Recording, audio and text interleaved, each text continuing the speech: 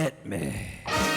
From Studio P in Sausalito, the home of the hit, it's time for...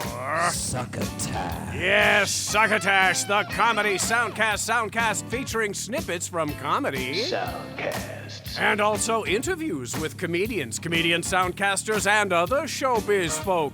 And now, here's your host, internationally recognized Comedy Soundcast Soundcaster, Marc Hershon. Marc Hershon. Happy holidays, sweet listener. Man, it is hard to believe there are just a few scant weeks left in this shitbag of a year. Marc Hershon here, and I'm coming to you today from Studio N, the Nerd Nook extension of Studio P, the home of the hit, in Sausalito, California. You're listening to episode 283 of Succotash, the Comedy Soundcast Soundcast. Before I get into what's in store for you on the show today, did you have a chance to listen to my inestimable co-host Tyson Sainer in last week's Epi283? He had had a week off, 2 weeks really, and well rested, he was in fine form. The episode was called 3 on a Whim. It still is called 3 on a Whim, and it features clips from the Soundcasts Fuck My Work Life. It's actually F***K My Work Life, Soda Jerker in Songwriting, and Rice to Meet You. And you can still get it from any of the usual pod spots like Stitcher, Spotify, Apple and Google Podcasts, Audible, Amazon SoundCloud, and a little home site we like to lovingly refer to as succotashshow.com.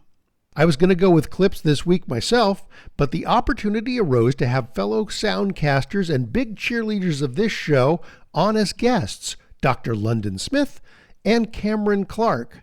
They host, or rather, Dr. London hosts and Cameron produces, the Jock Doc Podcast, which we have featured a couple of clips from before, and I was a guest on their show back in May. Before I could ask them to return the favor and be on Succotash, they invited me back to be on their Soundcast again. So we went back to back just last night, with me guesting on the Jock Doc Podcast, recording an appearance that will play in the very near future, and then London and Cameron appeared here, and you're going to hear that interview in just a moment. But before we jump in, let's hear a word from our sponsor, Henderson's Pants, and they're just in time for the holidays, Jingle Drawers. Hello, friends, and happy holidays from Henderson's Pants. Just in time for this special time of year, Henderson's is pleased to introduce our Jingle Drawers.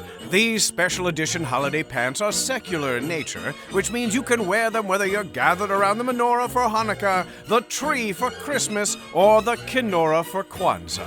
Available in bright, vibrant holiday colors like red, green, blue, and yellow, Jingle Drawers are not just festive looking, but they're durable too, as they are made from 100% reindeer hide, which means you'll be trotting out into the living room and pissing off your relatives in Henderson's Jingle Pants for Yuletides to come.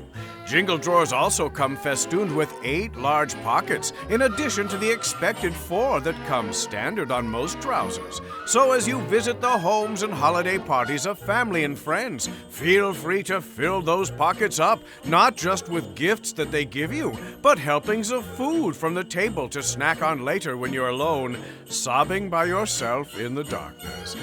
Don't worry about getting too depressed, though, because it's hard to be glum when you're wearing your Henderson's Jingle Drawers. How could it not be? They're covered in handcrafted jingle bells, which peal with that joyous holiday sound with every step you take. Not only that, when you do receive those holiday party invitations, whether it's in someone's home or your office Christmas party, you can finally say with confidence, "I'll be there," with bells on. Originally designed for elves at the North Pole, street corner Santas, and the ghost of Christmas yet to come, Henderson's Jingle Drawers are available wherever Black Friday, Cyber Monday, and the day after Christmas sales happen. That's Henderson's, makers of fine kilts and lederhosen since 1897. And now let's get back to Succotash. Joining me now on Succotash is Dr. London Smith.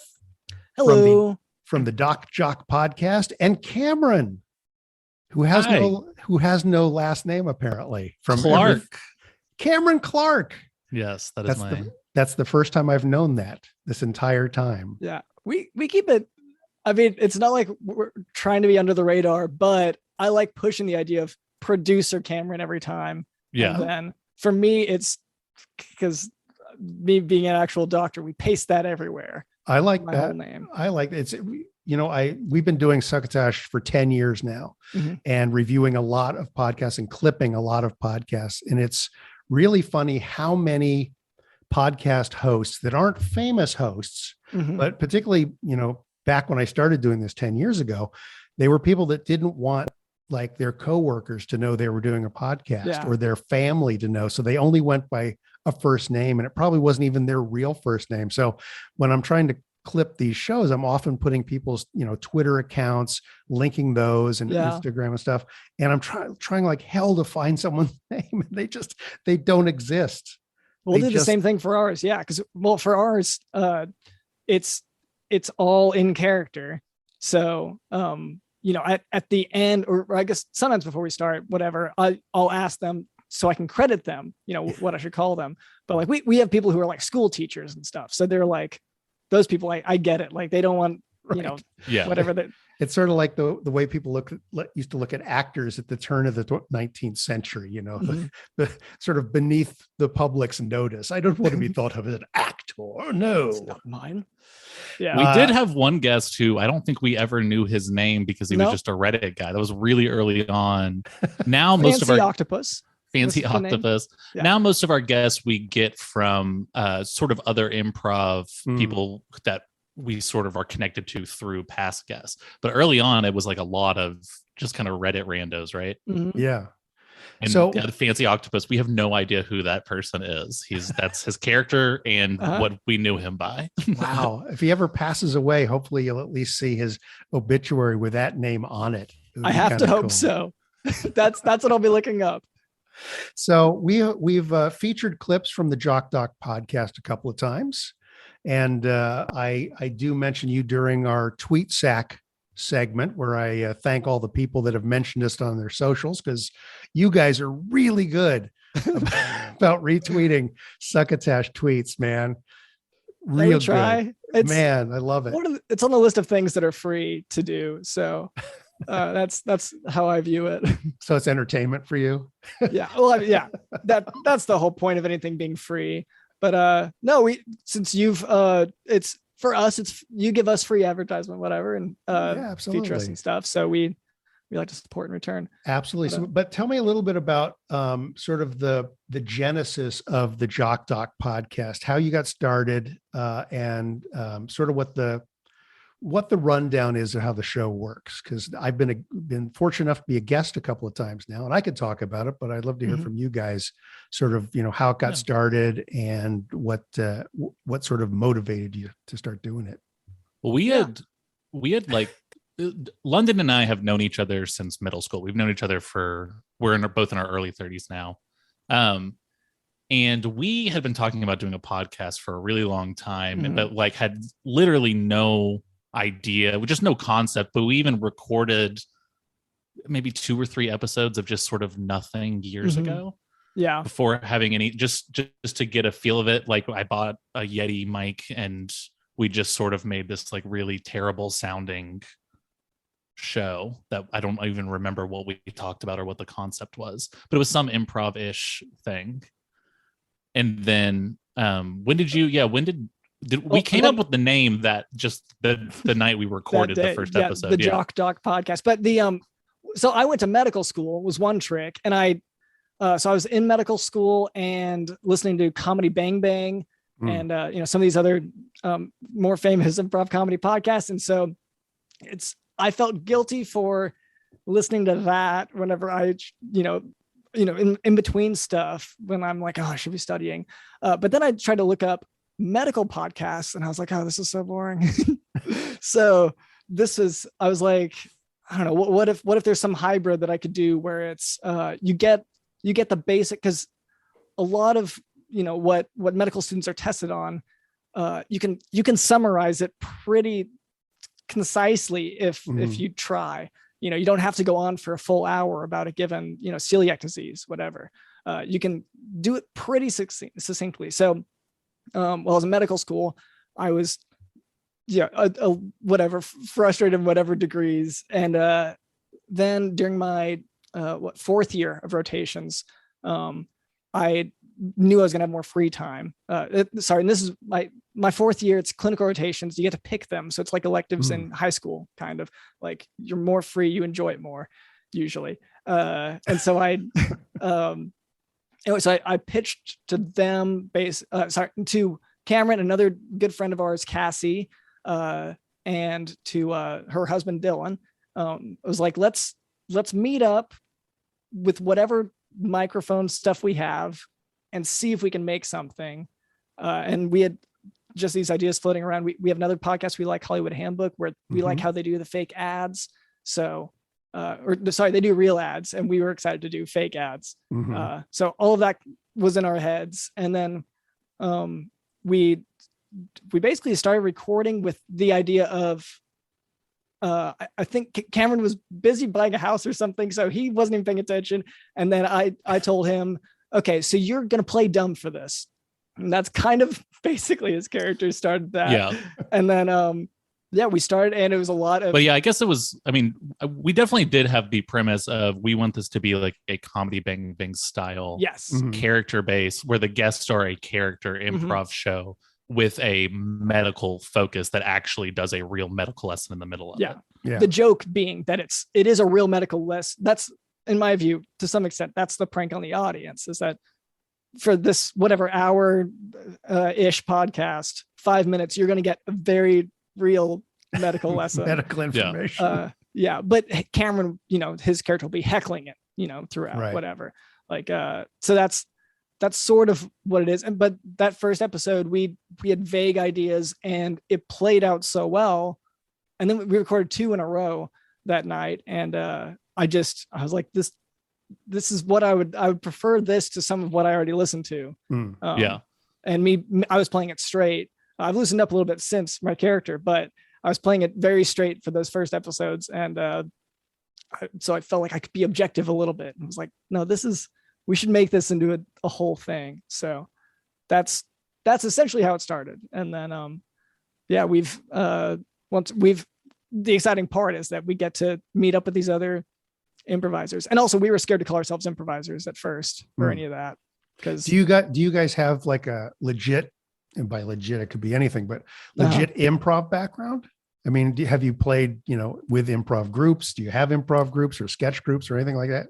Either London kind of has. I didn't do any. Yeah, that's what's more impressive about Cameron in my mind, is that he, like I said, just told him you're playing dumb. And I think it was a fantastic start. And that's what made us take it seriously, was how good the start we had. For me, I grew up as a child actor. So I literally, as a child, I would be doing whatever improv classes and acting classes. So that was, you're 9 years old doing like Zip Zap Zop or whatever that game is. Yeah.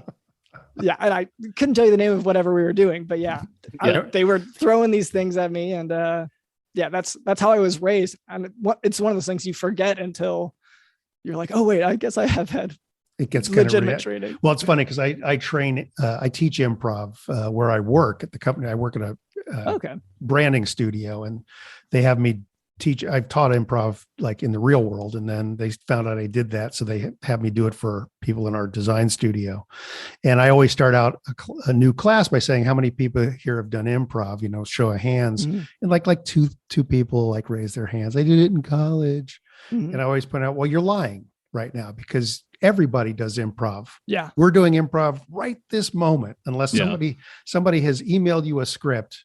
This is all improv. They go, oh, okay, yeah, I guess that makes sense. Yeah. And I mean, that's definitely been a basis of London and I's relationship for a large part of our lives, is just constant bits, constant sarcastic bits. Yeah.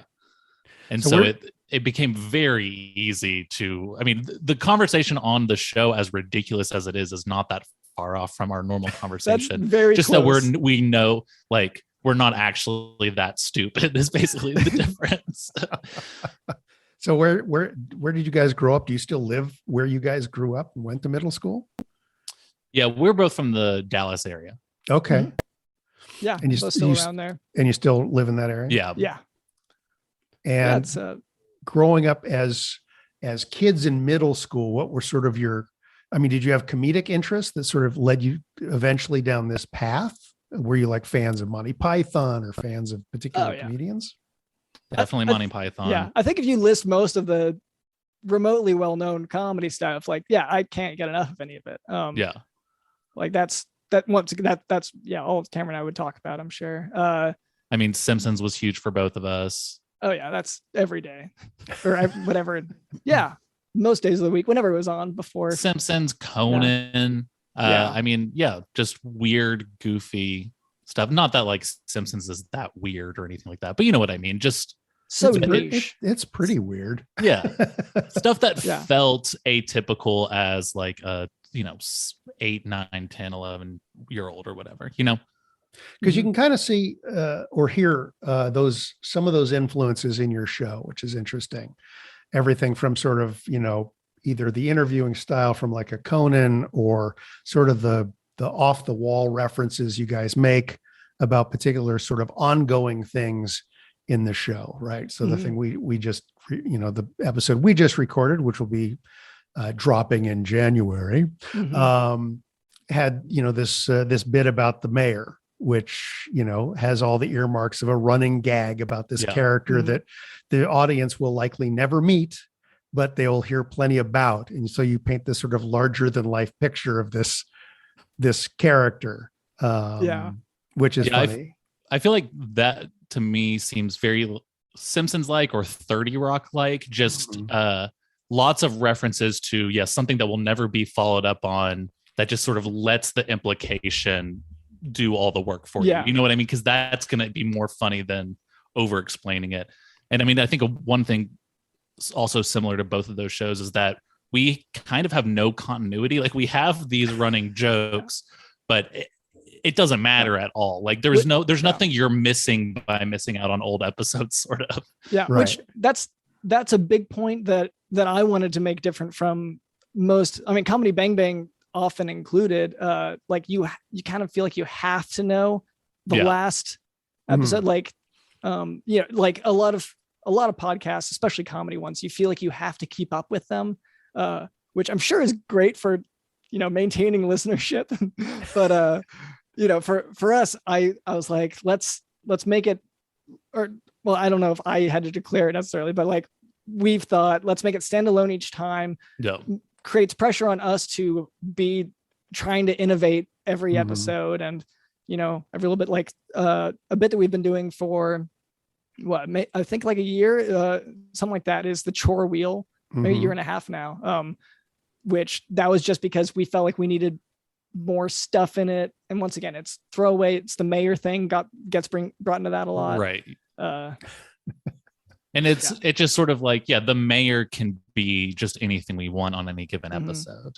He can be this like powerful, like well-connected guy, or he can be essentially a homeless person. Like it does not matter. Yeah. Because everything is just sort of different every single time. Right. Which is funny because when you do it sort of the way you guys do it, there is this feeling, and this is what I'm hearing you getting at, is there's this feeling that there is this sort of ongoing tissue between episodes, but the reality of the fact is none of it needs to connect or make sense. Yeah. Right. So you may mention the mayor, but the fact that he's a pauper yesterday and he has limousines today doesn't make any difference. Oh yeah. Yeah. Because if we need an explanation for it, we can do it. We can come up with some sort of ridiculous reason from getting to point A to point B. But for a lot of that stuff, I feel like it's just more fun to leave it up to your imagination, What is, for each of you individually, let's start with you, London. What's your favorite part of the show? Either putting it together or being in it or doing it or certain elements of what you do in the show? My favorite part would just be, I guess usually we try to build on it later, but those introductions, whenever I introduce Cameron, in part because I don't know what he's going to do. And that's just always a fun part. I introduce the show. I sort of try to set the environment of it's a medical podcast, but I also have a little joke in there. And then I introduce Cameron, and the pressure is going to be on one of us to come up with the thing there. And I like that that sort of sets the tone for a lot of it, that we have to try to come up with something new, hopefully funny. And like, that's the first starting point of we get to play instead of just, because I will say writing up the medical lessons is very annoying. Cause I'm walking the line of, I want to teach at a third year medical student level, but also I want anyone to be able to hear, which, you know, a third year medical student sometimes does need that level of refresher anyway. So I'm walking a line the whole time whenever I'm preparing the stuff. But for the rest, it's just setting us up to have to come up with things. Yeah. How about you, Cameron? What's your sort of favorite part of what you guys do? Lately, it's been I almost called you Dr. London, which I should call you Dr. London. I don't know why. I fell on podcast note, but that is your title. You are a real doctor. Yeah. Anyway, for our Patreon, London and I have been doing sort of solo episodes where it'll be just me and him, and it'll be usually some sort of really weird premise. Like we just did a recap episode for a ridiculous TV show that does not exist, and it's us recapping the 5th episode of this show. And that we just spent an hour just making up plot lines to this absurd show. It was so fun. Yeah. Like I have so much fun doing that kind of stuff. That's sure. Great. That's great. So you have, you're saying that's for the Patreon episodes, but for your regular episodes, you always have a guest, yes? Or do you almost always. I would say once every couple months. Sometimes because we have an idea that we just want it to be us. Sometimes just out of necessity because maybe we had a guest and they canceled or something. Yeah, more often the latter, but yes. We'll do sort of a gimmick episode. I'm trying to think of an example. We definitely did one where you visited my house. Yeah, we had to record at his house. That was the whole thing. We had to get there. Like it was a whole. It turned into just sort of like a tour of my house and all this kind of stuff. But our kind of third main collaborator with a lot of not only this, but we've done some or attempts at sketch writing and stuff in the past is our friends Cassie and her husband Dylan. And so Cassie will come out of the show frequently to fill in as sort of a dropped out guest. So we do a lot of those that are, we have a guest on, but it's actually this person who does a lot of the editing and is very involved with everything. Our Christmas episode will feature her as a guest. Yeah. So. I think we've done every 3 Christmas episodes. It's always going to be her. Like she's on pretty frequently. She's definitely our most frequent guest, but also like one of the brains behind everything we kind of come up with. She's the one who told us it's boring. You need to do something new. Try a chore wheel thing. Like that's how. Interesting. Because I at a certain point, at first especially, I would be correcting course quite a bit, but once we had 50 episodes under our belt, then I was ready to coast to some extent. Right. But no, fortunately, we have a group that will just tell it. No, it's terrible. Oh, that's cool. Now, when you have guests on, do you ever do any prep with them? Because the couple of times I've been on, you just go, just bring a character. I get the feeling you guys just like sort of being surprised by whatever turns up and just rolling with it, right? Yeah, to the point where London will not let me tell. Like I have sort of a notepad of just like one line bit ideas just to start something off with the show, and London will not let me tell him that stuff beforehand. He wants it to be a surprise. Yeah, during recording. I mean, I can try to write something up, but no, to answer your question, we learn from experience. We had like one, I think there's one guest that I have in mind who was one of the Reddit randos, and he came on, and any fans might know what I'm talking about. He talked about lemons the whole time, and it was like, okay, can we? Basically, a lot of guests have the habit of saying, "I'm here to be your patient. Tell me what's wrong with me." And all they could think of was lemons. So that was the whole episode, was about this guy's lemon problems. Wow. Like, okay. So you can imagine we did have to start setting some rules. So now we, for most guests, for repeat guests, we aren't as strict because we, basically we might screen to make sure that it hasn't been done before, whatever character you're doing. But for the most part, we'll say, have a character and a reason for that character to be on the podcast. And then that's most of it. I mean, yeah, because as you were talking about with your company, most people can do improv, and if they have the interest to do it, Mhm. then that's most of the work. And some people we've had on just zero improv experience, and they've been some of our favorite guests, or at least my favorite guests. Yeah. That's So, great. Yeah. I mean, if they can react to sort of the questions, and then it just becomes the classic improv give and take, and you're off to the races, and you don't really need too much preparation. Yeah. They, Well, and- yeah, I love like when Chase O'Donnell, who's a stand-up comedian, would be on, and she kind of just came up with her idea for her character in our conversation, Mhm. like right Yeah. then. On the second episode, and she was great at it. It was Yeah. perfect. And those types of people who like we've definitely had people where a guest will throw in something and we'll say, "Oh, someone's already done something like that," and they'll be like, "Oh, okay," and they'll have something else. Like those types of people who can, just riff on anything. Right. Always end up being sort of the most fun guests. Now, do you guys see the show going somewhere in particular in terms of its development? Do you ever want to be sort of like, we want to make sure this gets on video at some point, or we're going to be sort of the flagship for a series of different shows, anything like that? I think we've at least had the conversations of, where could we go from here? I think if, being honest, I don't think that we have enough listeners to be expanding is the main issue. Yeah, but, we definitely don't need an MCU style multiverse of Well, maybe that's what will bring people in. That is true. Well, so we haven't ruled it out becoming the MCU, sort of taking over that. But I see you as kind of a main character, like if you could be like Tony Stark, and you sort of like are the linchpin for all these other characters to come together, right? I pull them all in, or a Samuel L. Jackson, maybe. All of our guests from Reddit stop by and become the heroes of the day. But that's we've definitely had friends who said, like, I don't know, I'm thinking what comes to mind is like the daytime talk show thing on The Onion.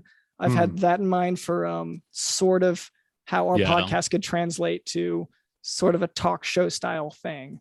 I mean, I think in general, just as a group, even sort of unrelated from Jock Doc, we've talked forever and have written forever, just various sketches that end up just sort of not materializing.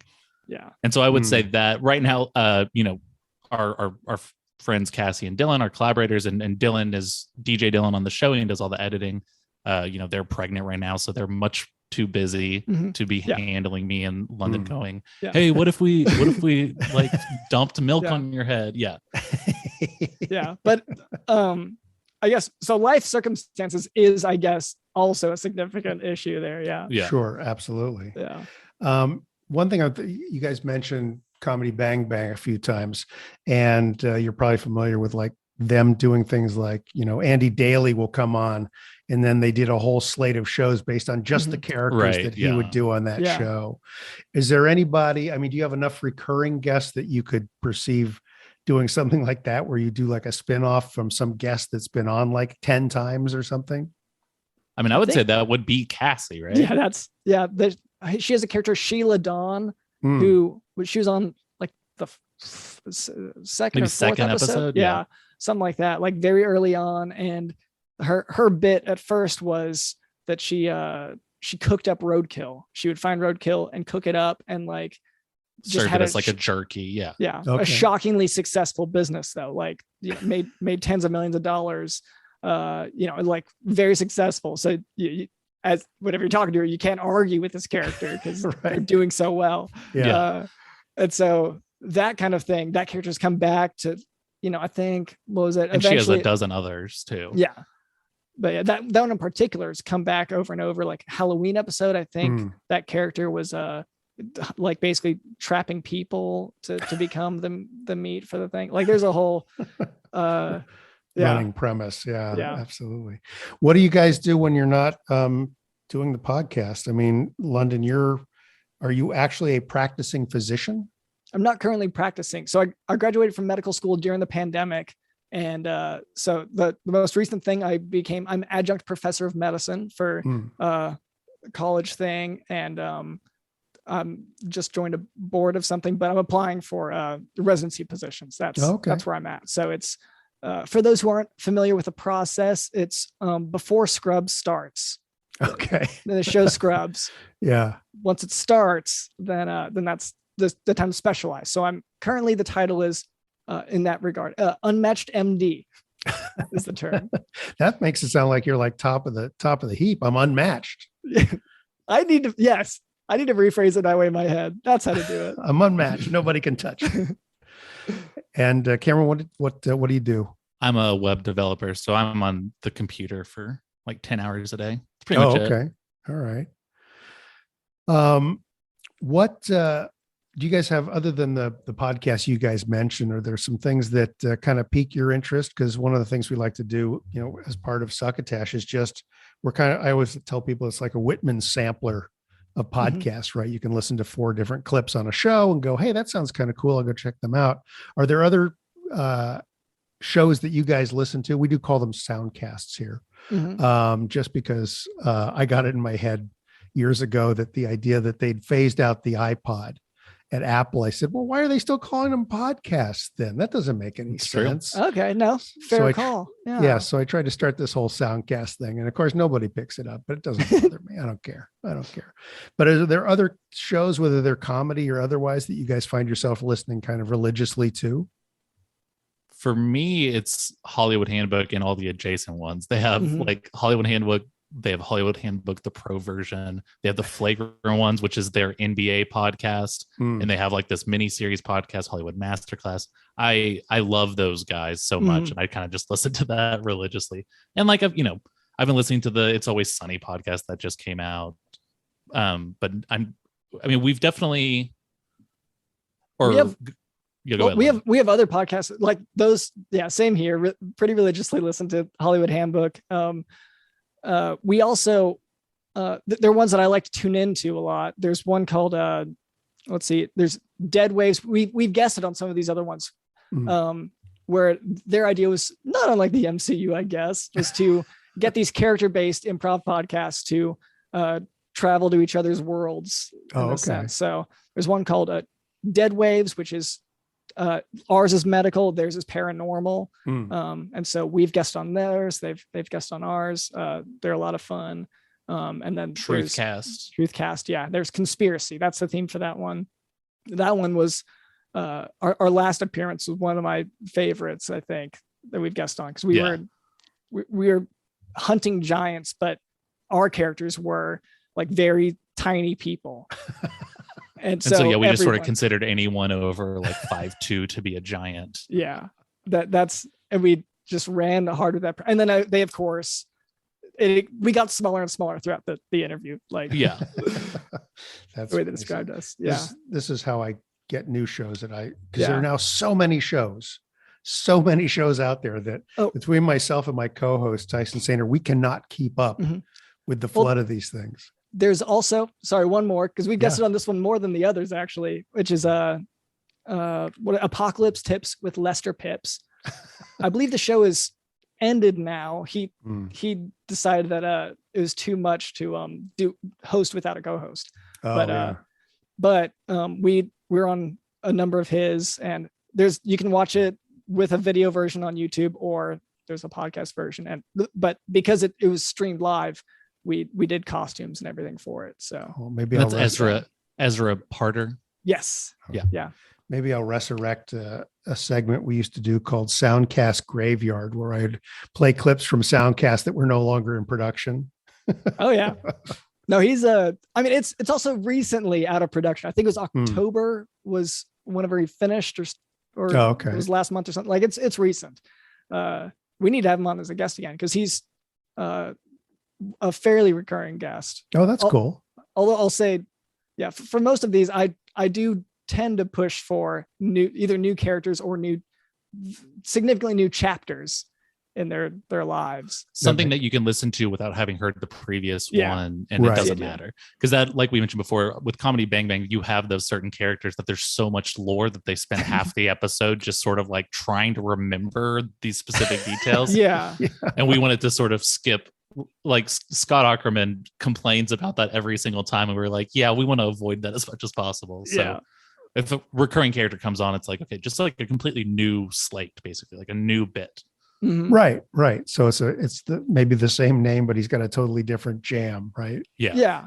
Just a new business. Well, like Cassie's character, Sheila Dawn, every time it comes on, it's like there is a whole other thing to unpack. Like it did switch from roadkill to cannibalism, like, and you can't leave this place. Yeah. Like there's a whole thing to discuss and to get into. That's great. I know. Sorry. No, go ahead. I know Chase O'Donnell, who I mentioned before. She's a stand-up, has a podcast, but I have not listened to it. But I know she's really funny, and she's been a guest on our show multiple times, and we've been on other shows with her a few times. And she's part of the like Tom Segura world of of podcasts. She's part of that network. So Chase Your Enthusiasm, I believe is the name of the podcast. Oh. She's on Curb at least briefly. Oh, okay. So yeah, she works on Curb and some works capacity. on it. Yeah. Oh. And they worked her into the show at some point. That's cool. Have you guys heard the Dead Eyes podcast? No, I'm not familiar. It's a guy who was cast in HBO's Band of Brothers, and then he was fired by Tom Hanks before production began because he thought that the guy had dead eyes. Oh, wow. And he's now Well, I have heard of this. Yes. he's now spent 3 seasons trying to pick that apart. Yeah. And he has, other actors on, and he has yet to have Tom Hanks actually on the show, but he keeps trying to. He was trying the whole first season. What does he mean by dead eyes? And now it's all about just actors working in commercials that had their shot, and somebody they got fired from something, and it's pretty interesting from that perspective. It's a little bit sort of a weird limited world, but Gotcha. Oh, sorry. One more to plug one of our guests is Bald Talk, which you might have already covered before, but we had one of the co-hosts for that, Charlie Sanders. He was on ours. Okay. He was great in ours, but I've listened to some of theirs, and it's nice to hear. You get the insider conversations, and they're all very funny people. So the inside life of bald people. Mhm. When you say insider information, that's what I mean. Yes. Yeah. Oh, I thought you said Ball Talk, BALL. Now I realize you said Ball Talk, and it does sound familiar. I'd say it's him look and up both. him and Brian Husky, right? Yes. Oh, Brian okay. Husky's Yeah. the other Gotcha. co-host, Cool. Yeah.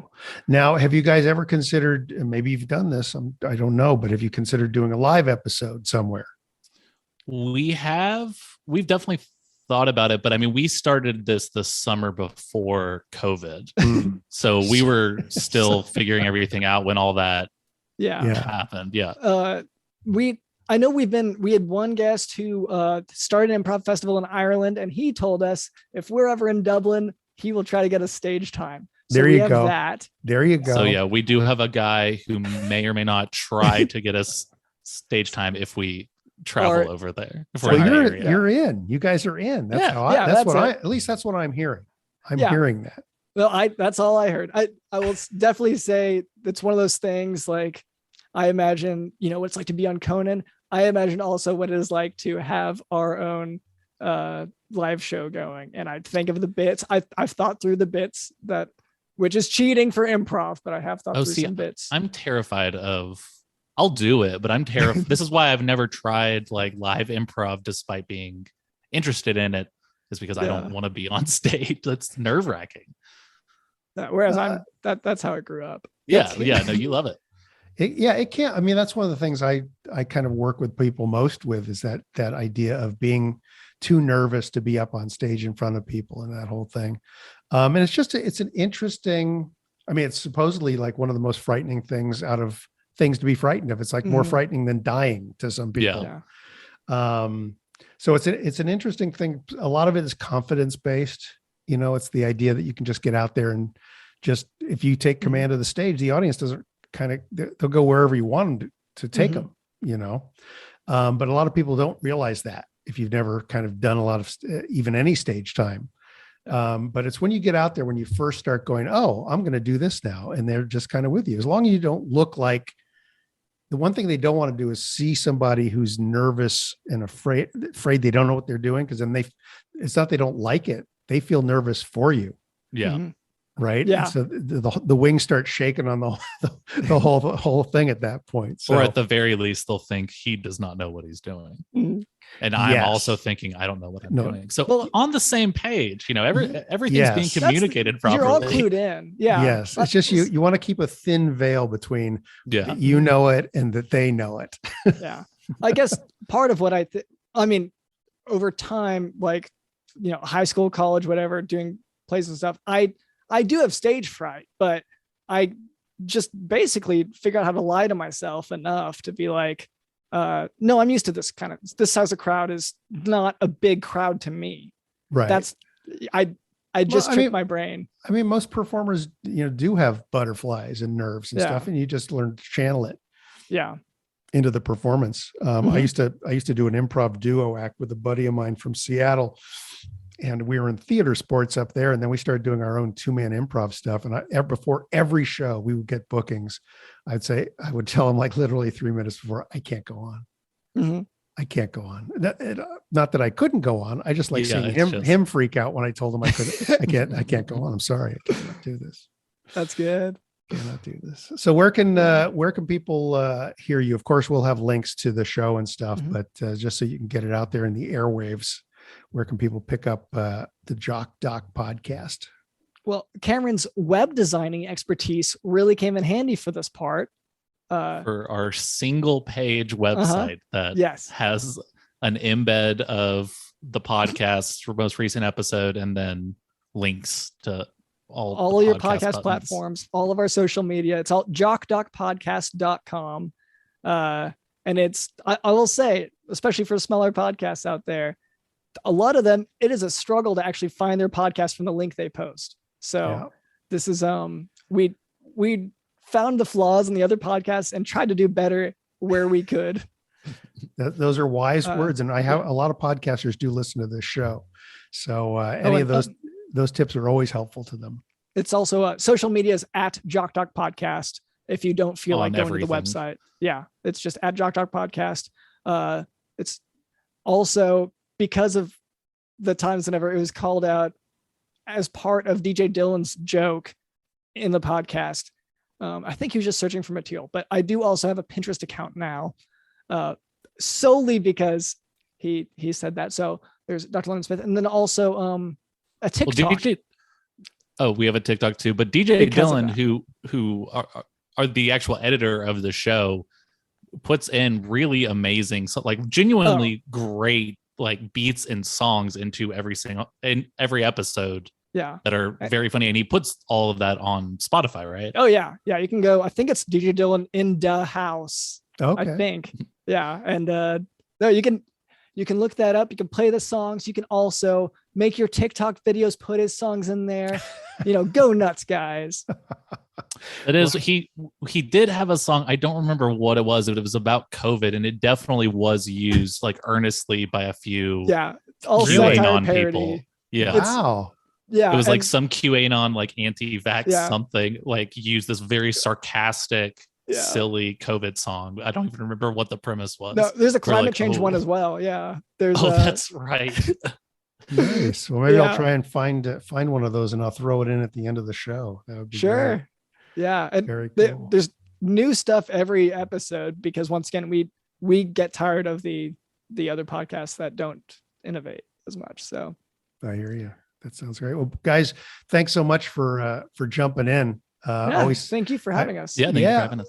I've had fun with you guys, and just thought it was high time to return the favor and have you on here. So we'll point everybody in the direction of the Jock Doc podcast. Thank you, Dr. London Smith. Thank you, Cameron Clark. And we'll be seeing you in Soundcast land. All right. See ya. Great. Thank you. Always fun hanging out on the Jock Doc podcast. So it was a fun treat to have those guys hang out here for a bit. The episode of their show I appear on as Dr. Andrew Minutia, amateur nanotechnology expert, is slated to drop on January 10th of the new year. If you forget that, don't worry. I'm sure I'll mention it again and again and again. Let's get to the tweet sack, and then I will get out of your ears. This is the list of folks kind enough to throw a mention of @Succotash Show into their socials in the past couple of weeks. Fascination Street, Never Explain Anything, Dr. Collision, and Pause the Dinosaur Hunter, Uprising Angels Esports, Salty Language Pod, Lisa Penzich, Jeffrey Welchman, Comatose Podcast, haven't heard from those guys in a while, Collateral Cinema, Pittsburgh Nerd Podcast, I Shake My Head with Lisa and Sam, Dumbass Dudes Podcast, Everything is Alive, Misfit Scully, Oystein Olsberg Brogger, Nicole Yavanoff, and last but not least, we were mentioned by the Worldwide Comedy Awards, who said, quote, just got approval from the WWCA's board. If you get another 10 people to send us pictures of people eating succotash, bam, that's another free entry, unquote. I don't quite know what that means. I think they're just joking around, but if you have any pictures of yourself eating actual succotash, won't you send it to the Worldwide Comedy Awards board, I guess? I don't know where to reach them, but apparently they're anxious to see you stuffing your face with succotash, and we get an entry to the award. I don't know what this means, but I was fascinated. All right. I think that's it for Epi283. Thanks again to Dr. London Smith and producer Cameron from the Jock Doc Podcast for chatting it up with me. Tyson Sainer will be back in this very same feed next week with episode 284 and some early Christmas presents for you in the form of Comedy Soundcast clips. I'm off to get some holiday shopping in, which means I have to dig up my mask. I'm in California where they're putting a indoor mask mandate back in place this week through the middle of January. Glad I'm vaxxed and boosted. Are you? If not, why not? Don't let a rampant, virulent disease disrupt your holiday this year, so mask up, vax up, and say hello to friends you know and everyone you meet. See, that's from A Christmas Carol. Remember, if anyone asks if you've heard anything good lately, won't you please pass the succotash?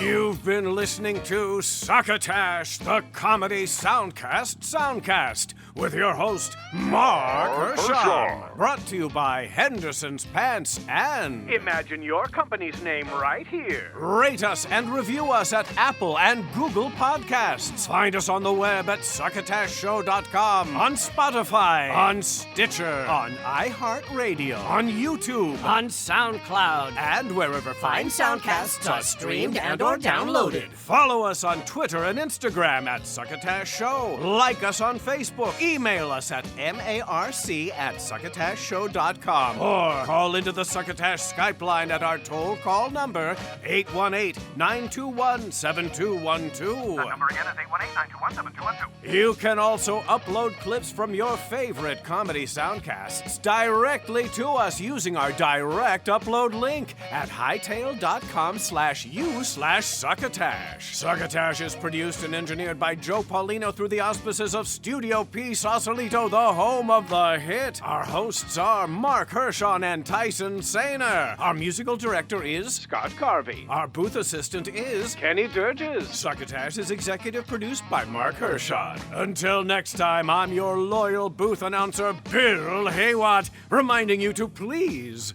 pass the succotash. Goodbye.